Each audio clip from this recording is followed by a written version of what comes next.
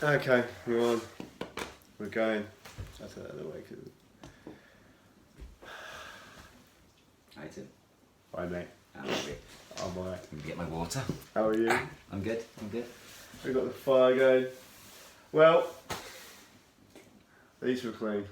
Did you enjoy your dip? The dip was good. The dip was good.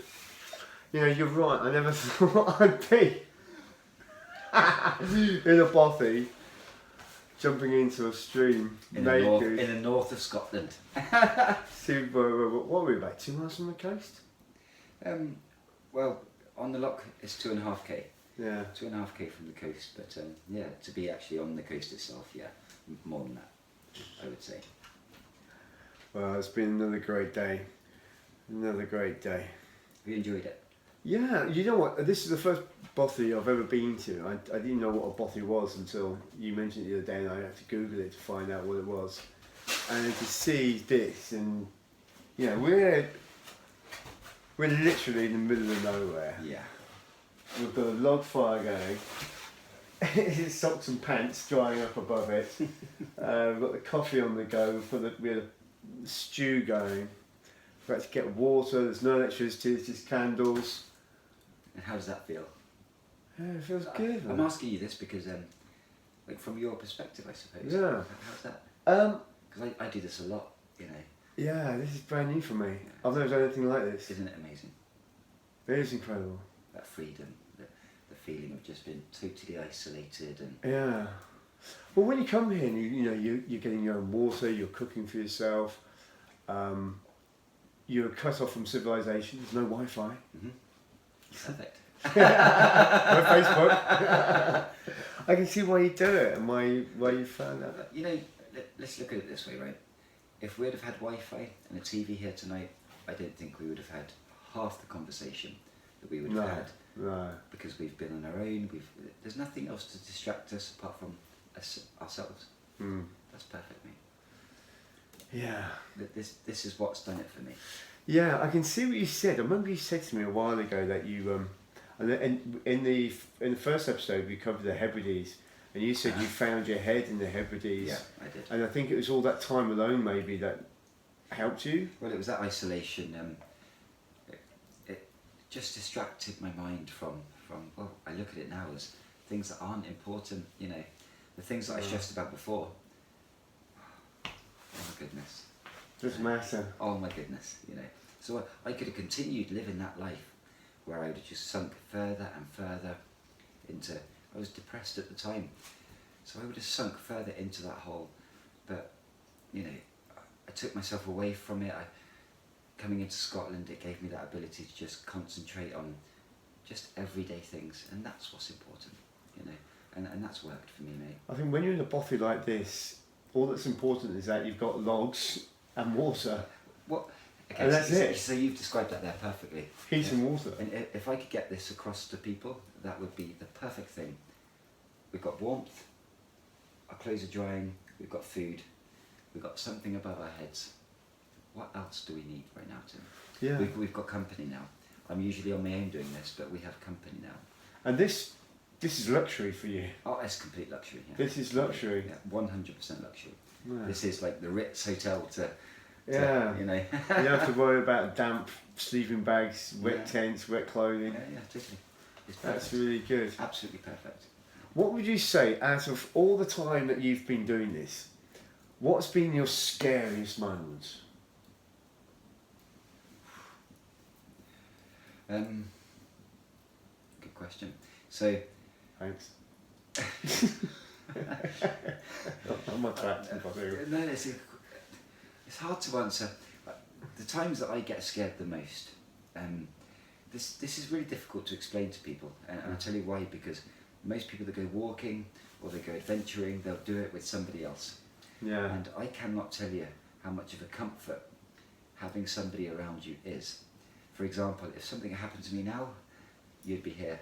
You could go call for help. You could go do something about it.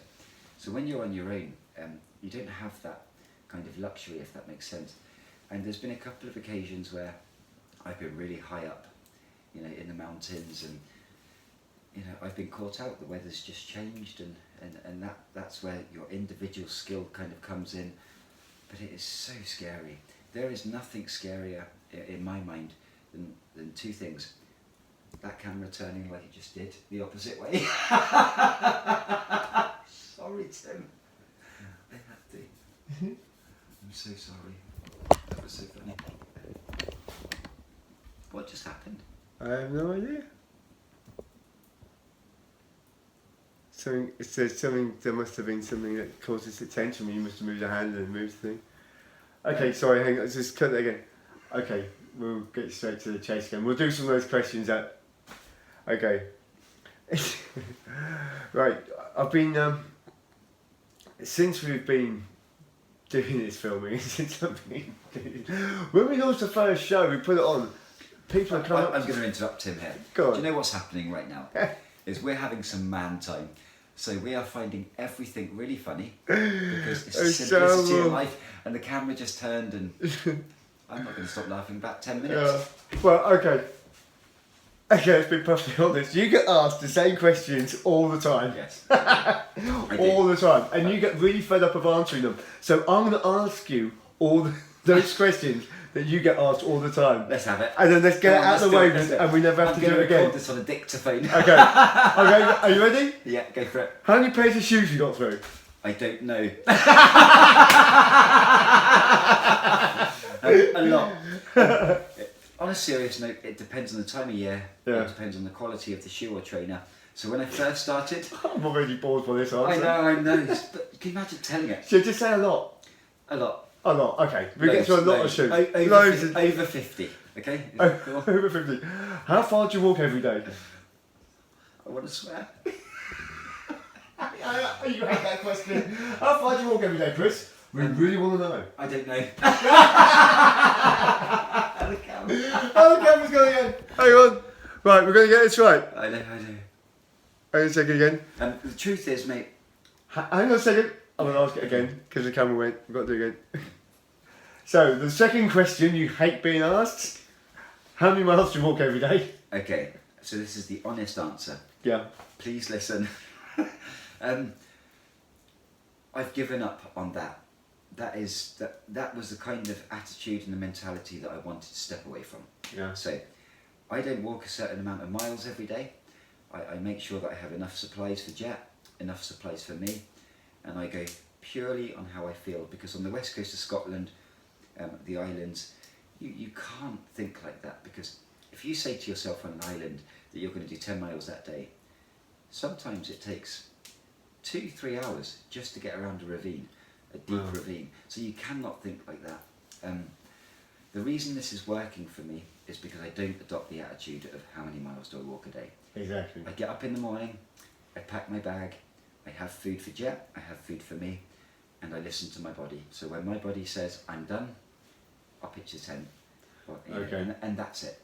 And okay, I'll ask a question on the same lines. Okay. How many times have you been asked how many miles you walk a day? Is that the most popular question? I would say yes, it is. Every single person that I've spoken to, and do you know what, Tim? If I was the other person, and if I was speaking to somebody, I would ask exactly the same question. Because those are people... It's intriguing, isn't it? Yeah, because that's how most people will think. They'll see it and they'll say, okay, then we must target, he must do 30 miles a day or 20 miles a day, or, you know, they must think, right, I want to get to that place by January, that place by March. But it can't be like that, because this is a lifestyle. Exactly. It's such a big thing for you. You have nailed it. And if you can do a certain amount of miles a day on the west coast of Scotland, you're not doing the coast. It's that simple, because the terrain, the weather, that dictates. So I could be walking for half the day and suddenly a storm will come in. I have to pitch my tent. Yeah. That's it. So you just can't do it like that. That's why it's taken me so long. It's the way I'll continue. And in fact, do you know something? I think it's the way I want to live the rest of my life. Not caring about that sort of thing, because it doesn't matter. Yeah. It doesn't matter, mate. It doesn't matter at all. No, it doesn't. Who cares? Okay.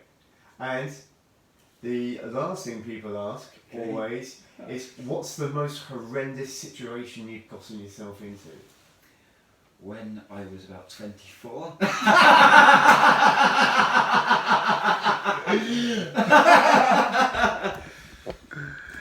It's such a hard question because, you know, I'm going to answer that question slightly differently. Every single situation that has been the most horrendous has been the most memorable part of my walk. Yeah. In fact, it's the times that I've had my worst times, in the days where I really have dropped to my knees and thinking the wind's just coming in, it's freezing. Have you ever thought, I'm going to give up? No, Why? because I'm not. It's that simple. The second that you allow that kind of doubt into your mind, you've already started failing. Every situation that would put you in a position where you're going to feel that defines you as a person. So you either give up or you don't. I have no intention of giving up. So it's those kind of situations that has made me grow, that has given me strength, and I think on my page that has shown I won't give up on me. If my legs break tomorrow and I'm told I can't walk again and I'm in a wheelchair, I'll carry on in a wheelchair. I know you will. And I'll find a bloody way. I know you will. Because I want it. Yeah. Yeah, that's the answer to that. I want it and I'll do it. It's that simple. I believe you 100%. Yeah. Now, we're on the north coast of Scotland. Where are you going from here? You're walking straight across now to John O'Groats. That's the next stage. Yeah. So John O'Groats. How long will that take you to John O'Groats? Well, looking at the terrain and not long at all, because it's a lot easier here. Yeah. It is higher and there are hills still, but it's not nothing compared to what I've done. So I reckon 2 weeks I'll be in John O'Groats from here. Okay. And from John O'Groats, you jump in a boat, jump in a ship? Yes, I'll go to Orkneys and Shetland. Yeah. And I'll go and do those. I can't tell you, I don't know, I never look at anything, it's all one big surprise and I like it that way, so who knows how long it'll take. But I reckon, you know, from the way things have gone, I probably would have finished Scotland in the next 4 months. Wow. Which destroys me, but also makes me very happy. Yeah. I have learned so much from this place. So whatever is going to challenge me next is nowhere near going to be anything compared to what I've done, so bring it on. Bring it on. Yeah, bring it on. Bring on the Shetlands and bring on the Orkneys guys. Yeah, totally, mate. Totally. If I didn't think like that, I may as well go home. In fact, I just realised I haven't got a home. Well, you have got. Your home is Swansea. You're just walking around a very long way round. It's that song, Where I Lay My Hat Is My Home. Yeah. What a lovely life. Blocked. Mate,